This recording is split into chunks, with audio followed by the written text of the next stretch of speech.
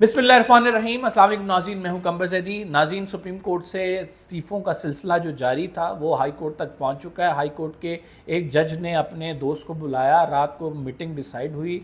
एक जज ने कहा कि हम सुबह उठकर इस्तीफ़ा देंगे, दोनों दोस्त। एक दोस्त ने मोबाइल फ़ोन बंद कर दिया। क्या स्टोरी है ये आपको बताएंगे इस व्लॉग में। दूसरी इंपॉर्टेंट चीज़ जो है, जस्टिस सरदार एजाज़ इसहाक़ खान साहब जो इस्लामाबाद हाई कोर्ट के बड़े दबंग जज तसव्वुर की जाते हैं, उनके हवाले से इतलात आ रही हैं। उनके पहले इस्तीफ़े की इतलात आई, लेकिन असल खबर क्या है ये भी आपके साथ इस व्लॉग में शेयर करेंगे। तीसरी इंपॉर्टेंट चीज़, द इकोनॉमिस्ट का वो आर्टिकल है जिसमें बुशरा बीबी के हवाले से लिखा गया है। बुशरा तस्कीन साहिबा को ऑथर हैं इस आर्टिकल की।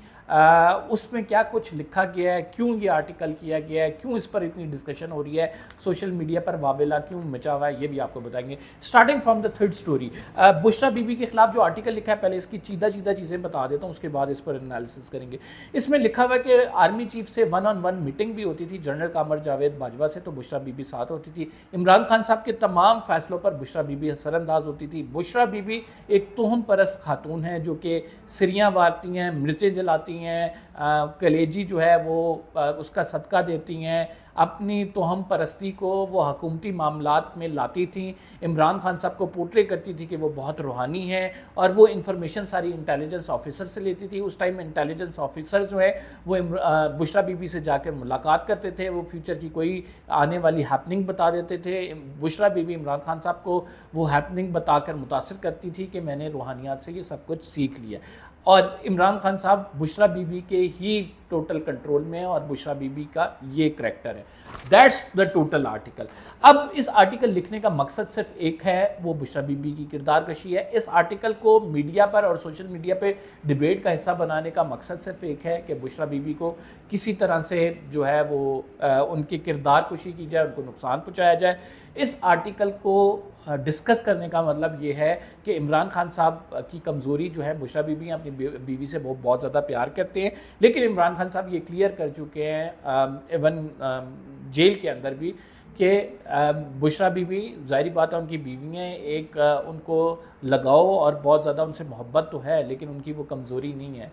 इमरान खान साहब जो है कहते हैं ये जेल के अंदर कि मैं किसी तौर पे भी डील पे नहीं आऊँगा, ये मुझे कमज़ोर करना चाहते हैं। ये बुशरा बीबी को सॉलिटरी कन्फाइनमेंट में रखते हैं, उनको खाना नहीं देते, लेकिन अगर ये समझते हैं कि इनके इन हरबों से मैं टूट जाऊँगा तो ऐसा बिल्कुल नहीं है। अच्छा, आपको नाज़रीन याद होगा कि जो केस चलाया गया था इद्दत वाला, कि इद्दत पूरी नहीं की बुशरा बीबी ने और दूसरा निकाह कर लिया, तो वो ऐसा भोंडा केस था कि उसको रिपोर्ट करते हुए मतलब मैं ख़ुद शर्मिंदगी महसूस करता था। हमारे माशरे के सोशल फैब्रिक को उस केस से डिस्ट्रॉय करने की कोशिश की गई। वो इखलाकी रवायात जो इक़दार इस माशरे के हैं, उस केस ने मीडिया पे भी जब रिपोर्ट किया गया तो यकीन जाने तमाम लोग शर्मिंदा हो जाते थे, और उसको सिर्फ पोर्ट्रे ही इस वजह से किया जाता था कि आप एक नफ़रत पैदा कर सकें इमरान खान साहब से और बुशरा बीबी से। लेकिन तमाम हरबे नाकाम होने के बाद, उनकी जो कॉल्स हैं वो लीक करने के बाद, बुशरा बीबी पे ये केस चलाने के बाद क्या हासिल व हसूल हुआ। हासिल व हसूल अब तक ये है कि नाज़रीन, इमरान खान साहब की पॉपुलैरिटी बढ़ती जा रही है, इमरान खान साहब जेल में मजबूत होते जा रहे हैं, इमरान खान साहब जो हैं वो डटे हुए हैं, अपने मौक़िफ़ से पीछे नहीं हट रहे, इमरान खान साहब का ये बाल भी भीगा नहीं कर सके।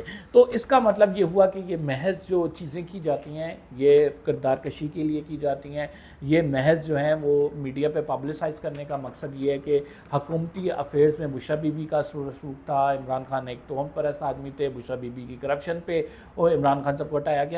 तो ये जो चीज़ें ज़ाहिर कर रही हैं, ये बता रही हैं कि ये जो कंटेंट है ये पेड कंटेंट है, और ये कंटेंट जो बनाया गया ये स्पेसिफिक पर्पस के लिए बनाया गया, और इसकी टारगेट ऑडियंस स्पेसिफिक है, इसको डिस्कस स्पेसिफिकली किया जा रहा है। तो इट्स अ ट्रैप।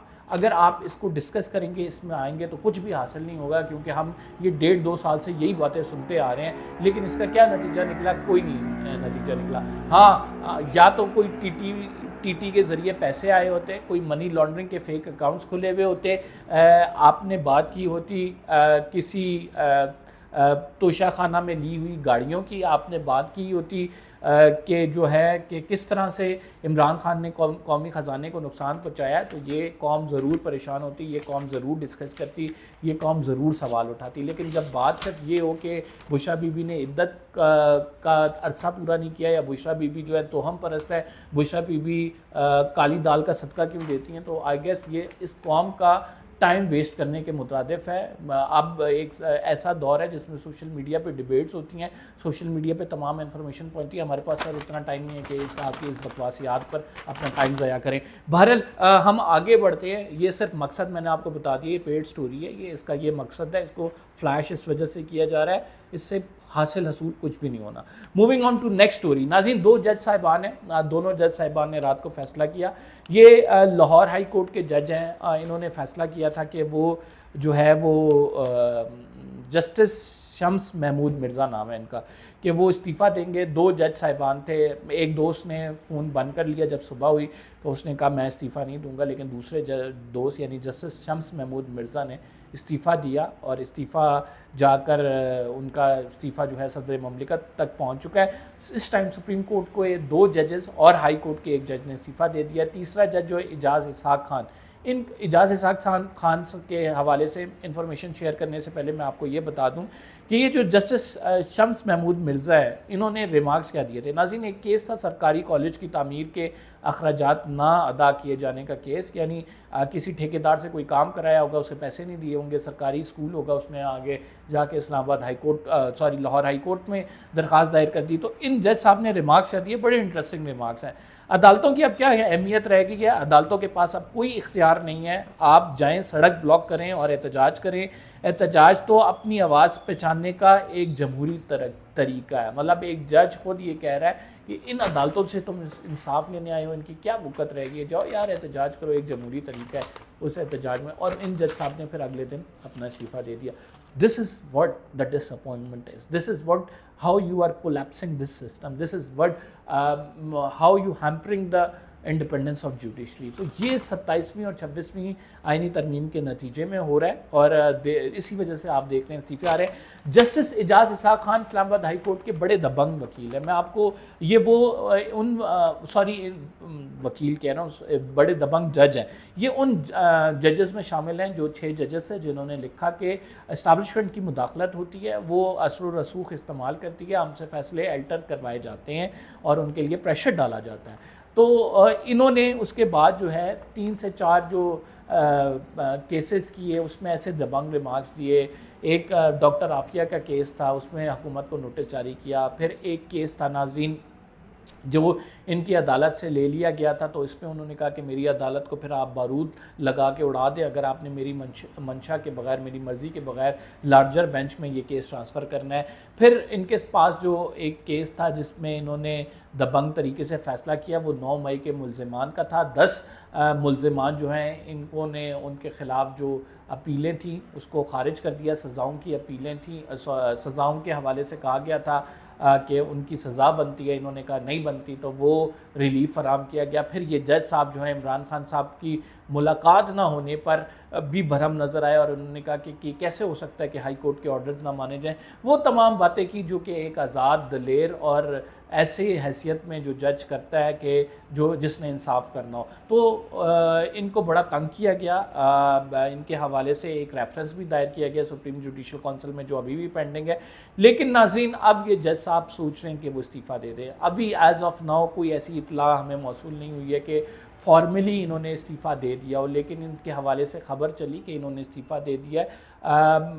لیکن ابھی جو رائٹ نو ہم تک ہمارے پاس ہمارے ذرائع نے اس بات کی تصدیق نہیں کی ہے کہ انہوں نے استعفیٰ دیا. البتہ he is thinking about the resignation. Not only he but many of other ججز including from high court Islamabad, high court Lahore, وہ even district judiciary as well, وہ سوچ رہے ہیں کہ وہ استعفیٰ دیں گے. آئندہ آنے والے دنوں میں آپ کو ججز کے استعفے دیکھ سکتے ہیں. تیسری جو خبر ہے ناظرین وہ بڑی امپورٹنٹ ہے، اور وہ امپورٹنٹ خبر یہ ہے کہ اب اب ایک بات طے ہے کہ اس سسٹم نے سوچ لیا ہوا ہے کہ جو جج بھی مزاحمت کرے گا، اس طرح کا ہیرو بننے کی کوشش کرے گا، اس کا فوری طور پر استعفیٰ ہم ایکسیپٹ کریں گے اور اس کی جگہ دوسرا جج لے کر آ جائیں گے، اور کوئی سسٹم میں تبدیلی نہیں ہوگی، سسٹم کو اس طرح سے ہی چلنے دیا جائے گا۔ تو یہی دیکھتے ہوئے صدر مملکت نے جسٹس منصور اور جسٹس اطہر من اللہ کے استعفے ایکسیپٹ کر لیے۔ جسٹس مرزا کا استعفیٰ بھی صدر مملکت کو بھجوا دیا گیا ہے اور وہ بھی ایکسیپٹ ہو جائے گا۔ یعنی پالیسی اور اسٹریٹجی یہ ہے کہ جو سسٹم سے نکلنا چاہتا ہے بہت شوق سے نکلے، اس ہمارے پاس کوئی جگہ نہیں ہے، ہم نئے جج بھرتی کر لیں گے، ایسے کی تیسی ایسا ہی چلے گا۔ تو یہ جو پالیسی ہے نا، یہ صرف عوام کے لیے نہیں بلکہ اس ادارے کے لیے نقصان دہ ہے۔ ایک جج جس نے اتنے سال ہائی کورٹ میں لگائے ہوں، سپریم کورٹ میں لگائے ہوں، اس کی ویسے گرومنگ ہوئی ہو، وہ ایک ایسٹ ہوتا ہے اس قوم کے لیے، اس ادارے کے لیے۔ لیکن بڑا انفارچونیٹ ہے کہ 27ویں ترمیم کے بعد، 26ویں ترمیم کے بعد جس طرح سے بے توقیری کی جا رہی ہے ان ججز کی، جس طرح سے یہ ججز مجبور ہو رہے ہیں، تو ایک ٹائم آئے گا کہ ایک نہیں، دو نہیں، تین نہیں، کوئی 8-10 آوازیں، کوئی 10-15 آوازیں ایسی ہو جائیں گی کہ جو آپ کے لیے اتنی مشکلات کھڑی کر دیں گی کہ آپ سے اس ٹائم پہ پھر سنبھالا نہیں جا رہا ہوگا۔ جنرل ضیاء نے بھی ترمیم کی تھی آئین میں، جنرل ضیاء نے 58(2)B میں ترمیم کی، 8ویں ترمیم لائے، لیکن کیا ہوا؟ جنرل ضیاء جب گئے تو پھر سارا کچھ ختم، پھر وہی ترمیم واپس ہو گئی۔ تو وقت رکتا نہیں ہے، وقت بڑا بے رحم ہے، وقت چلتا رہتا ہے۔ آج آپ کا اقتدار ہے، ختم ہو جائے گا، کل کو کوئی اور لوگ آ جائیں گے۔ تو سدا بادشاہی صرف اللہ کی ہے، تو آپ کر لیں جو کرنا ہے کر لیں۔ آپ دیکھیں کہ آپ آئین کس طرح سے یہ حکومت بگاڑ سکتی ہے۔ کل مسلم لیگ نون یہی عوام کے پاس جب جائے گی تو ان کے پاس اپنے پاس ان کے کچھ بھی نہیں ہوگا، بیکاز نہ ان سے حکومت چل رہی ہے، نہ یہ حکومت کر رہے ہیں صحیح طرح سے۔ تو آپ کو معلوم پڑ جائے گا کہ کیا ہوتا ہے آئندہ آنے والے دنوں میں۔ بہرحال حالات جس طرح کے ہیں میں آپ کو بتا رہا ہوں، کوئی زیادہ امید تو ہے ہی نہیں، لیکن جو امید رہی صحیح تھی وہ بھی ختم ہوتی جا رہی ہے۔ سسٹم کولیپس کر رہے ہیں، عدلیہ کولیپس کر گئی ہے۔ تو let's see what will happen. فی الحال کے لیے اتنا ہی۔ قمر زیدی کو اجازت دیجیے، اگلے ولاگ میں آپ سے ملاقات ہوگی۔ اگر آپ نے چینل کو سبسکرائب نہیں کیا، سبسکرائب ضرور کر لیں، بیل کا آئیکن ضرور دبائیں، فیس بک پہ فالو کرنا نہ بھولیں۔ اللہ نگہبان۔